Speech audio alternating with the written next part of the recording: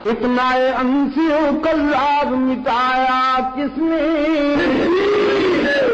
زور ردت کا زمانے سے ہٹایا کس نے، اور فارس و روم کو مٹی میں ملایا کس نے، کفر کو موت کا پیغام سنایا کس نے، ساری اسنین ہے اللہ کا شہدائی ہے، جا کے بھی پہلوئے محمد نے جگہ پائی ہے، یا تو صدیق کے اوصاف کا اقرار کرو ورنہ لازم ہے کہ قرآن سے انکار کرو۔ خلافت راشدہ صدیق اکبر بھول جانے کے قابل ہیں؟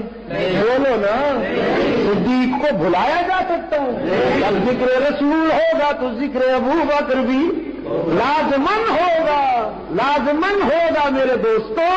ہم اسے کیسے بھولیں کہ جس کے پیدا ہونے پر جناب صدیق اکبر رضی اللہ تعالیٰ عنہ کی والدہ اپنے نومولود کو گود میں لیے بیٹھی ہیں۔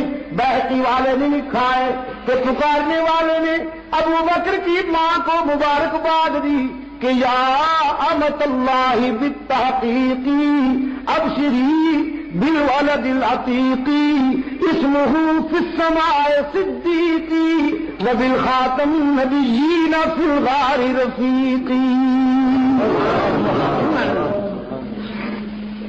اللہ کی کنیز عرش بری سے مبارکباد قبول کر کہ جو بیٹا لیے بیٹھی ہو یہ آگے چل کے امت میں عتیق بنے گا، پیغمبر کا غار کی تنہائیوں میں رفیق بنے گا، اور